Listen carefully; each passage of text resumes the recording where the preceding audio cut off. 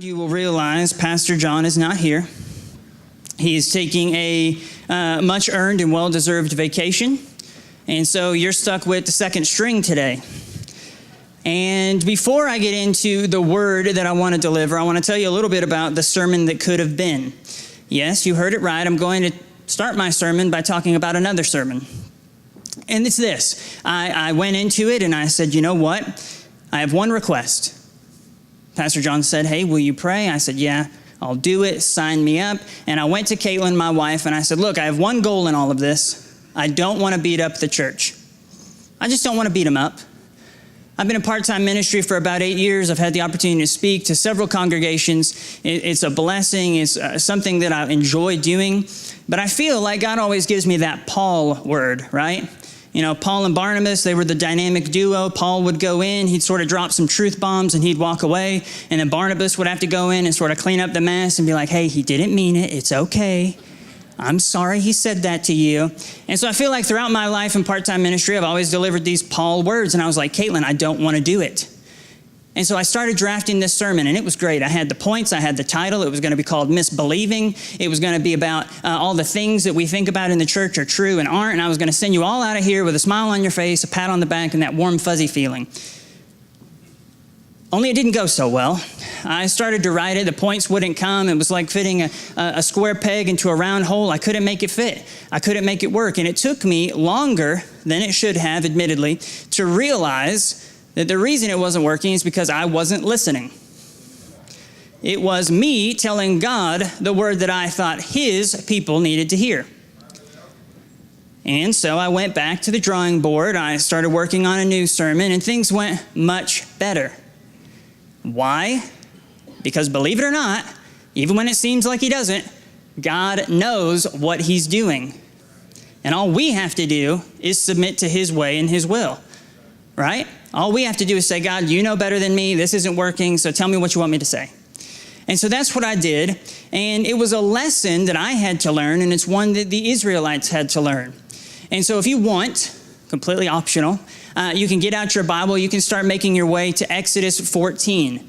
If you've got a mobile phone, you can take your Bible app there. And while you're getting there, I'm going to set the stage for you. I'm going to tell you a little bit about what we're going to be talking about this morning. So in Exodus 14, the Israelites have been granted their freedom from Pharaoh. They've been in years of enslavement. Moses petitioned before the king of that nation, the Pharaoh, and sort of tried to earn freedom for the Israelites. So we're picking up in chapter 14. The Israelites have actually earned their freedom. They're going, and God has sort of taken them on this circuitous wilderness route. And the reason He did it, you can read this, is because He didn't want them to get half a mile down the road and realize we had it better in Egypt and turn around and go back. So He takes them on this crazy road and He has them camp by the Red Sea. So they're there camping by the Red Sea. And what does God do? He hardens Pharaoh's heart. He changes his mind, and Pharaoh realizes, you know what? That's my free labor. Those are my people. They're getting away. I'm not going to take it lying down. And do you know what the word says? It says that he rounded up every chariot in Egypt. It says he got the 600 best. And then the very next thing it says, and all of the others in Egypt. So imagine an entire nation of skilled commanders and the Pharaoh going after the Israelites. And it says that they could turn around and they could see. It says they could see him drawing near. So they look back and they see Pharaoh and the entire army of Egypt, and they look ahead and they've got the Red Sea. And all of a sudden they start to get upset. All of a sudden they start to squabble. And you know what they say? They say something, and I can't say I disagree. They say, better to be a slave in Egypt than a corpse in the desert. I can't really argue that, right? Better to be alive than dead is essentially what they're saying. But this is what Moses says. Moses starts speaking to him in verse 13. He says, but Moses told them, don't be afraid. Just stand still and watch the Lord rescue you today. The Egyptians you see today will never be seen again. The Lord Himself will fight for you. Just stay calm. And I love this. I love what Moses says, right? That last little bit about the Lord will fight for you. Just stay calm. That's a sermon in and of itself. But even more than I like what Moses says, I like what God says back to him. Why are you crying out to me? Tell the people to get moving. He's essentially saying, look, we don't have time for this. You got to go. Some versions, the New King James says, move forward. Go ahead. Well, where was forward? The Red Sea. Now, I don't know about you, but it's hard to get going if you don't know where you're going to get going to. And that's what the people of Israel were facing right then. They didn't know where to go. What do I do? You're telling me to go?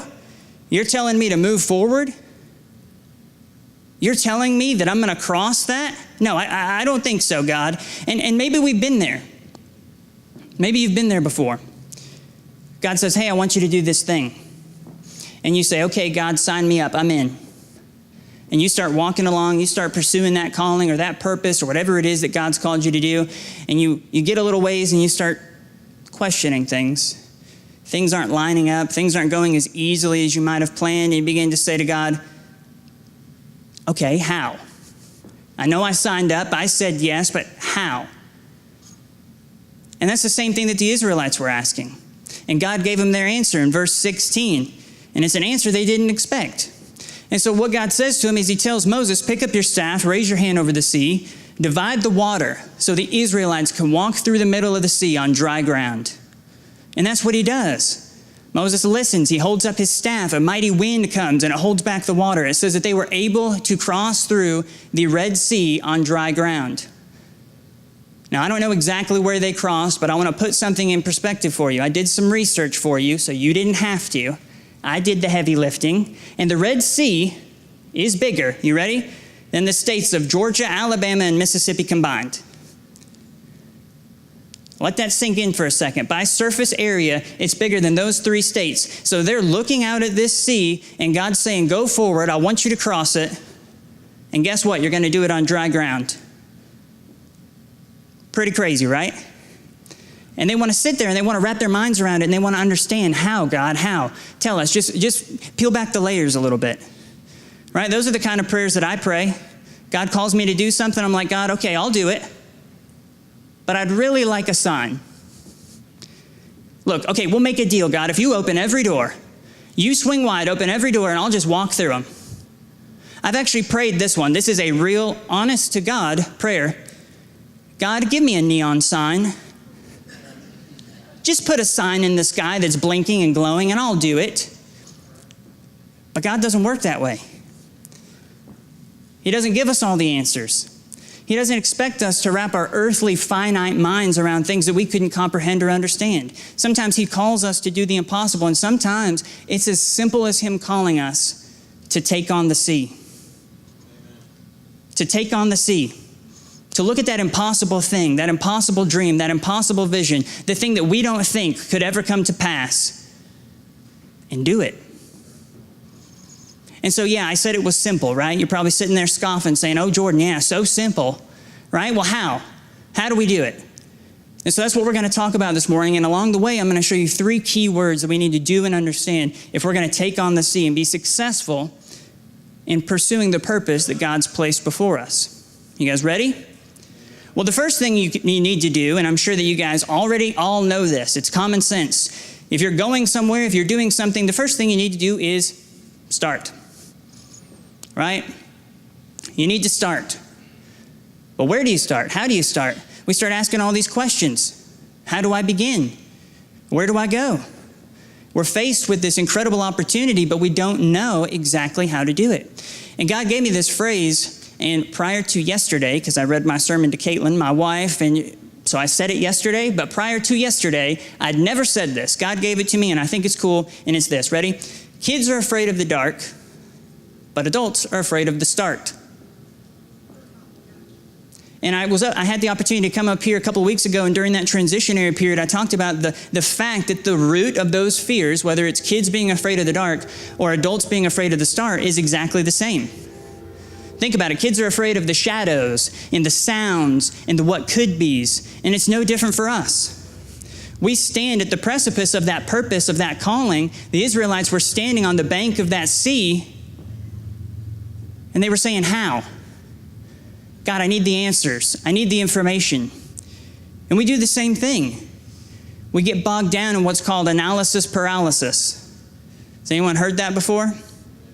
We want to analyze it from every conceivable angle. We want to know how it's all going to work before we make a decision, before we make a move. But the reality is we have no guarantee of success or safety or prosperity. Sometimes God's just saying, go. Just go. Just take the first step. I'll be there with you. I'll guide you. I'll walk with you. But you have to take the first step. But we want to know the answers. We want to nail it down. We want to have that guarantee. And I'll tell you, I do it with some of the most mundane, trivial things.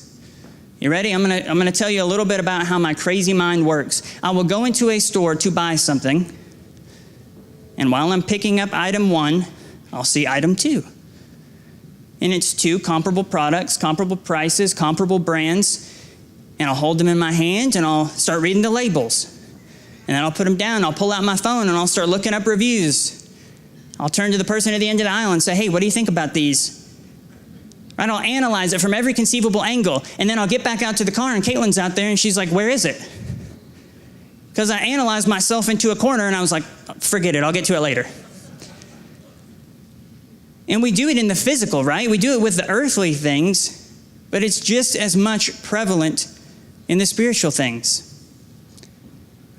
I leave the store empty-handed because I asked too many questions, because I needed concrete definitions and answers. And unfortunately, when it comes to our purpose, we walk around empty-handed because of the same reason.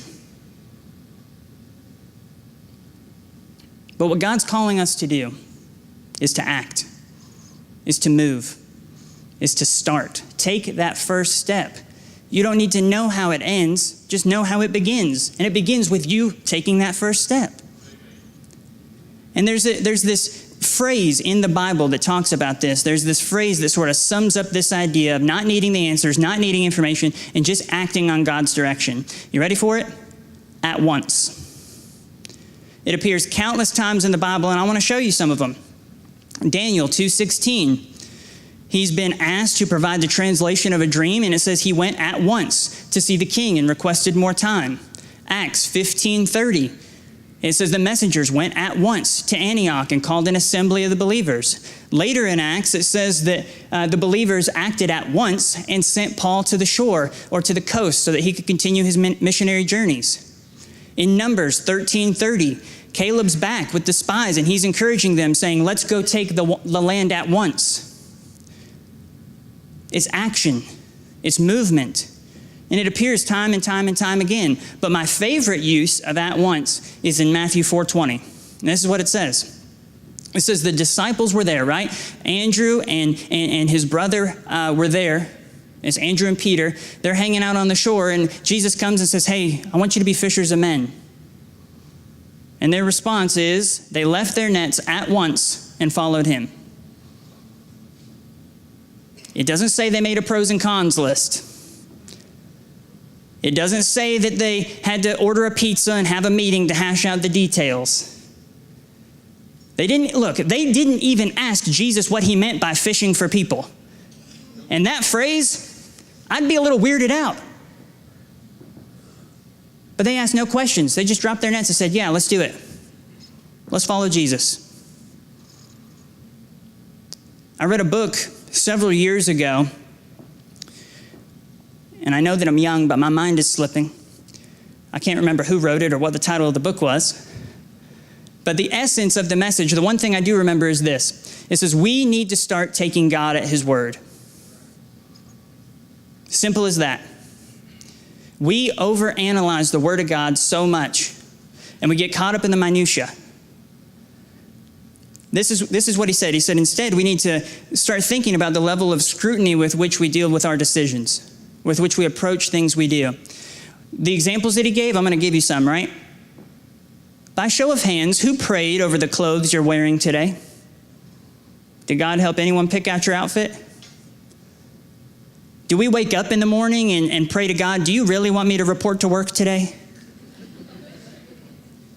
I'm going to lay out a fleece, God, and if it's wet, I'll go to work.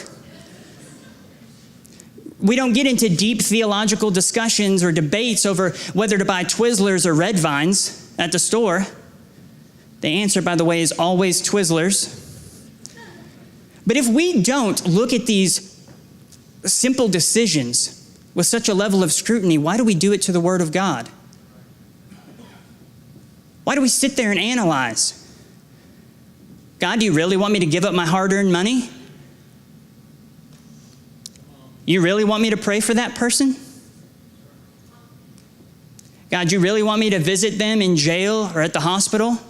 Because I don't like those places. God gives us a directive, even a simple one, and we start trying to poke all sorts of holes in it. And I'm going to pull a Paul right quick and drop a truth bomb. By doing that, we are employing the same tactic that Satan used against Eve in the Garden of Eden. What did the serpent say? Did God really say? And we do the same thing. We want to look at Eve and say, man, she was so dense. She didn't get it. But we do the same thing to God each and every day. God, do you really want me to do that? Did you really mean what you said? Because we want to analyze it into a point where maybe we don't have to act, or maybe we don't have to be responsible. We want to get off easy. So here's your litmus test. How do I start? How do I know where to begin? Well, it's easy. Ready? If God said it, do it. He means it. He means it. There's a quote that I wrote down from Pastor John, and it's this. I wrote it down 2 years ago. Let me find it because I want to read it verbatim. Okay, so I saved it in my notes app, and this is what he said. Are you ready? He said, if it can be done without risk, it can be done without faith. And if it can be done without faith, God didn't call you to do it. But, and here's the cool part, if God's called you to do it, and there's little to no risk involved, just do it.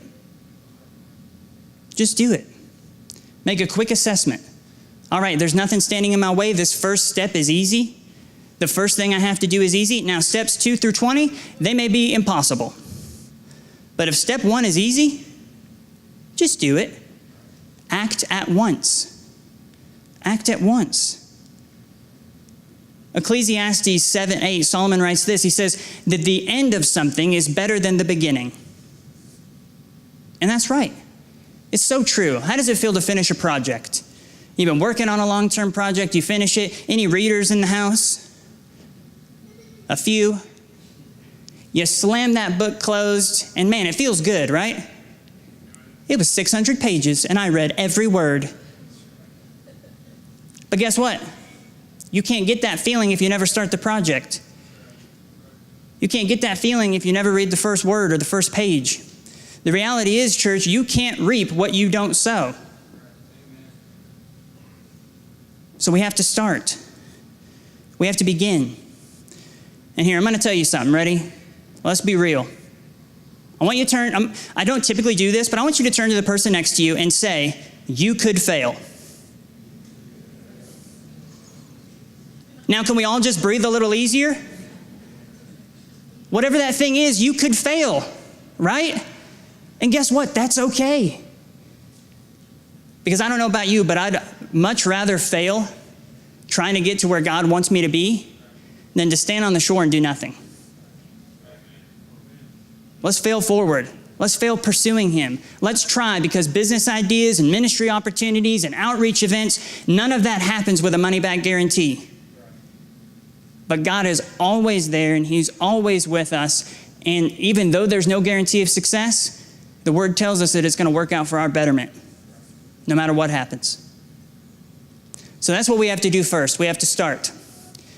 So then you start saying, okay, I'm going to walk toward that sea, God. I'm going to take on the sea. What do we need to do next? Well, you need to engage. What do I mean by that? Go all in.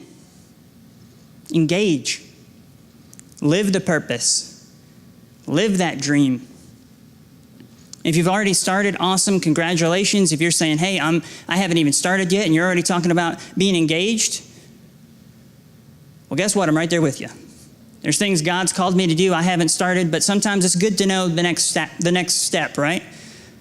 We can sort of peek ahead and say, okay, once I start, what do I need to do next? Well, you need to be engaged. So what does it look like? Well, let's look to the Word. right? Again, I've got some verses that I'll sort of skim over, and we'll have some that we dive a little deeper into. But in Genesis chapter 22, Abraham, he goes all in. He was engaged with his purpose and the call of God on his life. He was willing to sacrifice his son Isaac simply for the fact that God told him to do it. He didn't need the answers. He didn't need the clarity. He didn't need the analysis. God said do it, and he did it. He was confident the Lord would provide a way. What about Jesus in Matthew 8? It's early on in Jesus' ministry, and you want to talk about someone who was engaged in their ministry. He spent chapters 4 through 7, some amount of time preaching the Sermon on the Mount. All sorts of incredible insights. And he walks down the mountainside in chapter 8, and what does he immediately start to do? Put it into practice. He heals numerous people. He calms a sea, casts out demons, and he starts living out the very thing that he talked about. He started, and then he was engaged. And we fast forward to the end of his life. And if you think he was engaged in his ministry in the beginning, think about the end. To submit to the will of the Father even unto death, so that we could have salvation, so that we could live. That's engagement. That's commitment to your purpose, to the reason why you're here. We're to emulate Christ, and that's how he lived. And because he illustrated that and he showed that, the apostles knew what to do. Once he ascended, the apostles didn't sit around and squabble. They almost immediately started doing the very things he had shown them and taught them for the past 3 years. If we look at Acts chapter 2, starting in verse 44, it says, all the believers met together in one place. They shared everything they had. They sold their property and possessions and shared the money with those in need. They worshiped together at the temple each day. And in homes, they met in homes for the Lord's Supper. And they shared meals with great joy and generosity, all the while praising God and enjoying the goodwill of all the people. And each day, the Lord added to their fellowship those who were being saved. They were engaged, right? How different does that church look from this church? It says they sold all their possessions and gave to those in need. That's commitment. That's being willing to take the next step. What about Ephesians chapter 4? Paul's talking to the church in Ephesus, and this is what he writes to them. And there's some amount of profound takeaway here because, look, he says, stop telling lies. Let us tell our neighbors the truth, for we're all parts of the same body. And don't sin by letting anger control you. Don't let the sun go down while you're still angry. For anger gives a foothold to the devil. If you're a thief, quit stealing. Instead, use your hands for good, hard work, and then give generously to others in need. Don't use foul or abusive language. Let everything you say be good and helpful, so that your words will be an encouragement to those who hear them. Look, Paul, when he's talking to us, he was talking to the church in Ephesus, but we read those letters and it applies to us too. So think about it. He wasn't content with step 1.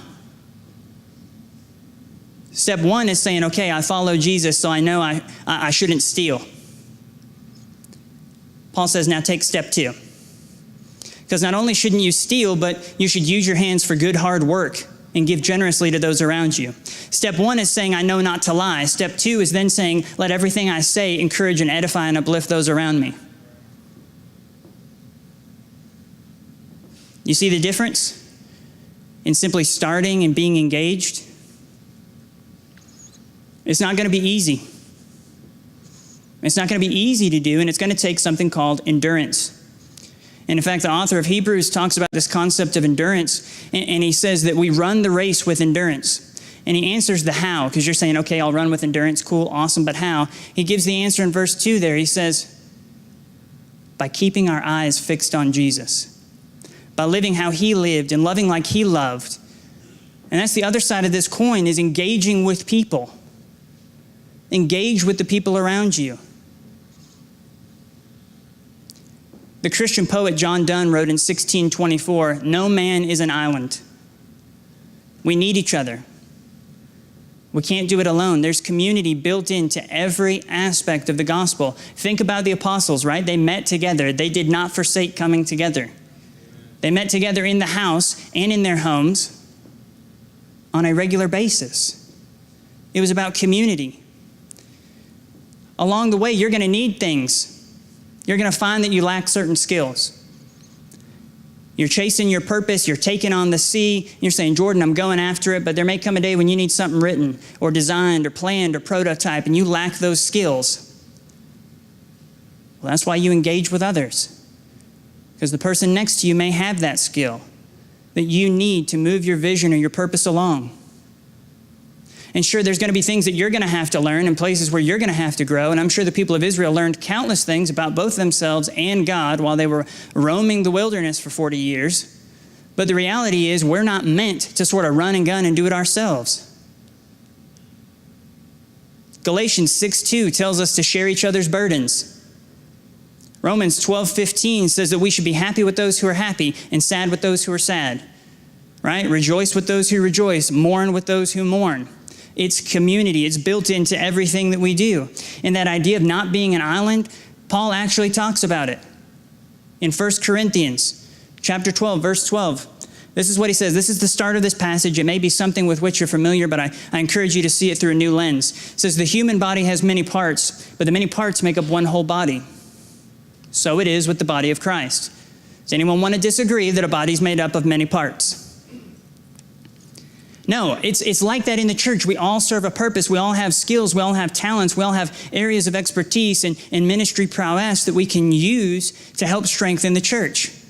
And the end result of really engaging with people around us, it shows up at the end of this passage in verse 26. And this is what it says right here at the end. So he's talked about everything, and it's this. If one part suffers, all parts suffer with it.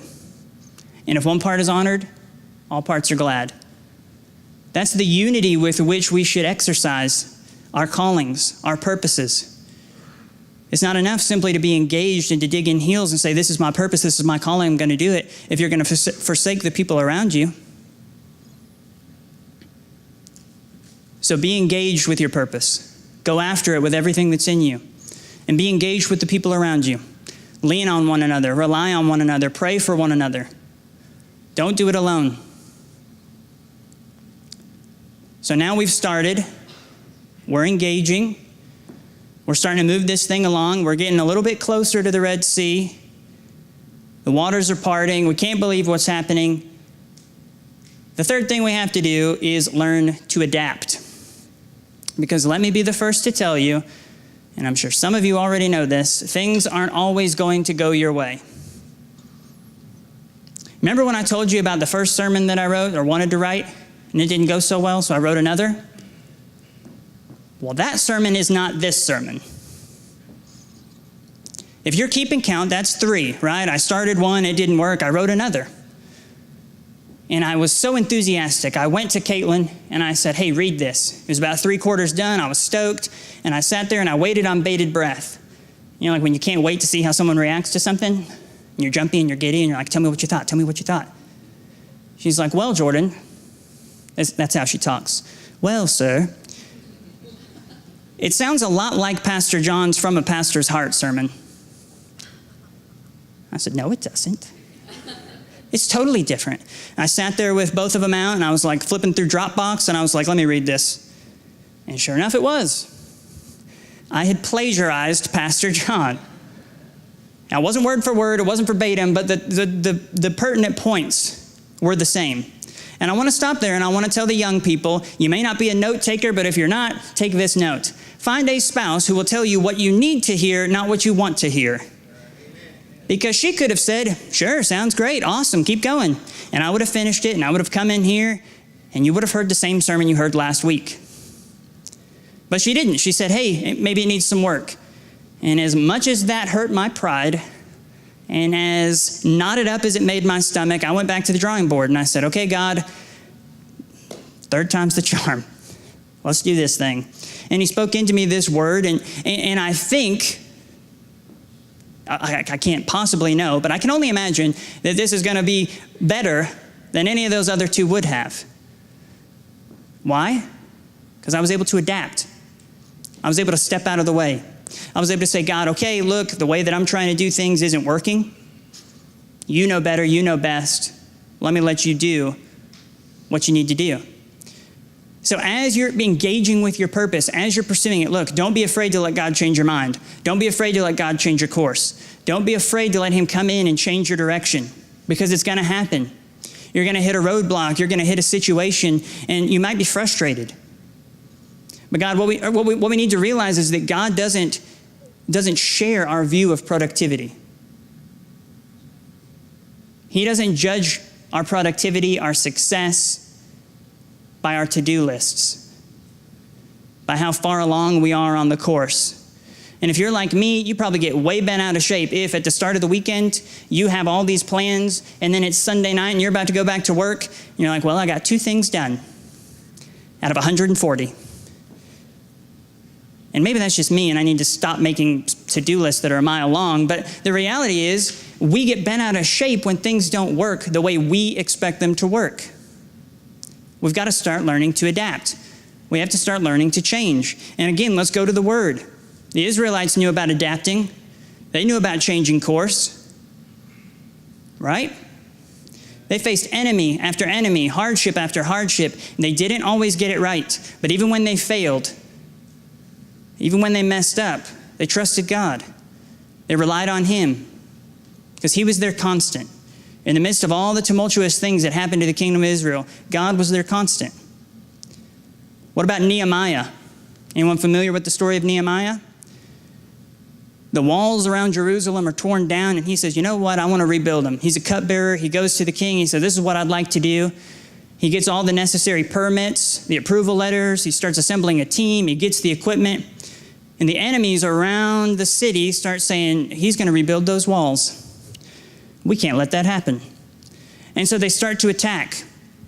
And so what Nehemiah has his people do is develop a system in which they would build with one hand and carry a sword in the other, which immediately means they were 50% productive.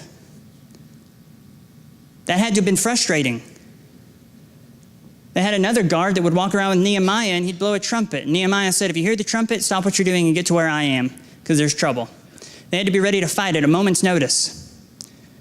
That took adaptability, right? You're saying, I'm going to build this wall, and now I'm having to deal with this unforeseen issue, this unforeseen thing. But do you know that they still rebuilt the wall in 52 days? Which is incredible when you stop and realize that was at 50% productivity, and that was their plan B. And they still did it in 52 days. Great things can happen when you do things God's way. What about David? David knew a thing or two about changing course, about being adaptable.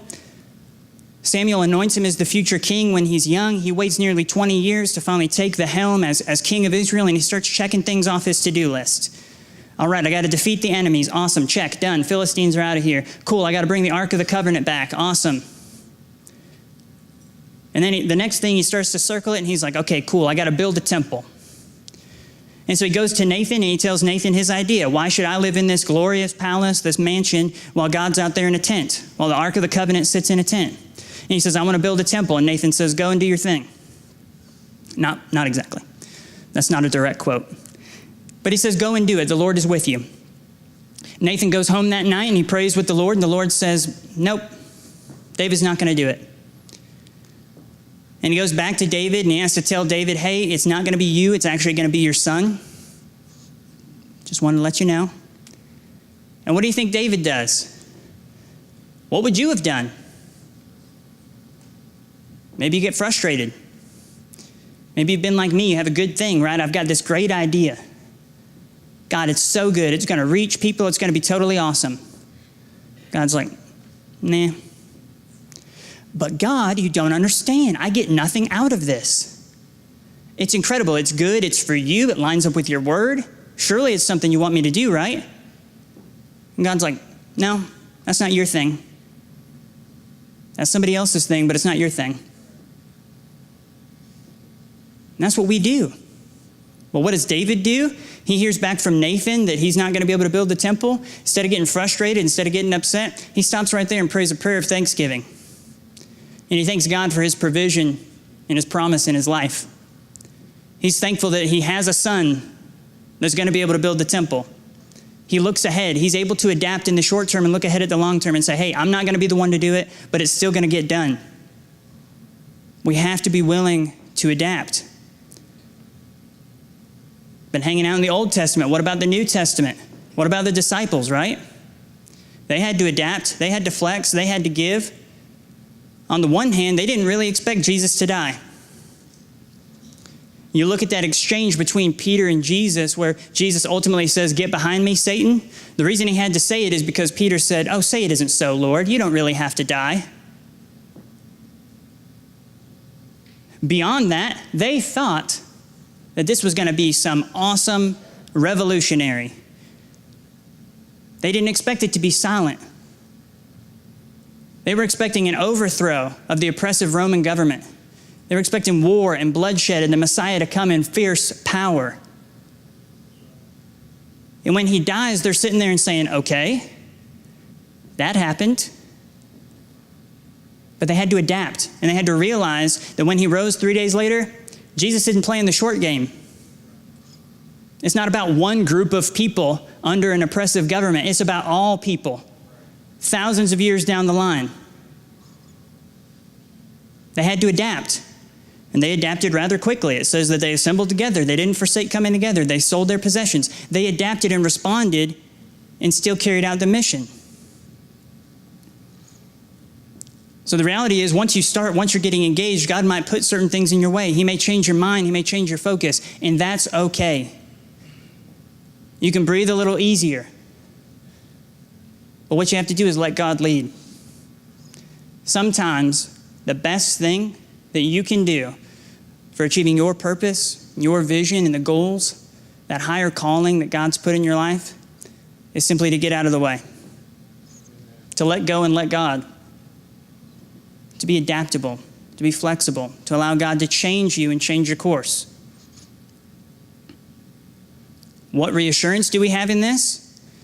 Well, the Word tells us, it says in Proverbs 16:9, we make our plans, but the Lord determines our steps. Isaiah 55:9, just as the heavens are higher than the earth, so his ways are higher than our ways. We have an assurance that says he knows what he's doing. So when he changes our plans, it's okay. It's all right. We may not like it in the short term, but it's going to work out. So be willing to adapt. There's something in the business world known as the blue ocean strategy. Blue ocean strategy. And essentially it's this. It's companies going out and doing things that are new and different, where there's little competition, and they have the opportunity to drive down cost. Now, I know we're not all business majors, so I'm going to give you some examples. I'll sum it up for you. It's basically going out and doing something new, doing something different, differentiating yourself from the competition. Some examples include Cirque du Soleil, which combined ballet and opera with the circus. They lost the animals in Sigmund and Roy? I don't know. And they lost that stuff. They lost the trappings, and now they're hugely successful. The Nintendo Wii, right? It wasn't a typical game system. Anyone can play video games now. Starbucks didn't want to be just another coffee house. That's why they write your name on the cup. It's a personalized experience. So it's this concept of doing something new, doing something different, being able to step out and take on the sea in the business realm. And it's no different for us in the spiritual realm. So my question for you this morning is, we think about this concept of taking on the sea. What's your blue ocean strategy? What's your new and exciting and different? I'm going to be real with you. Now, more than ever, the church needs visionaries. The church needs revolutionaries. Needs people who are willing to go out and take on the sea, that are tired of the status quo. Because we have a world outside that's hurting, and we have a call to reach them. Pastor John shared that statistic, I think it was a few weeks ago, about millennials and Generation Z. Now, I've spent some time over the past several years in small groups studying those trends, studying that research. My small group probably gets tired of all the statistics I give them, but it's important to know and understand. And the reality is this: 6 out of 10 young people who have been actively engaged in church up until age 18 will leave and and will never come back. 60%. How do we engage them? The other side of that coin is, how do we encourage church leaders that are going to inherit the church in that condition? How do we encourage them to keep going, to keep striving, to keep succeeding? Would you stand with me, church?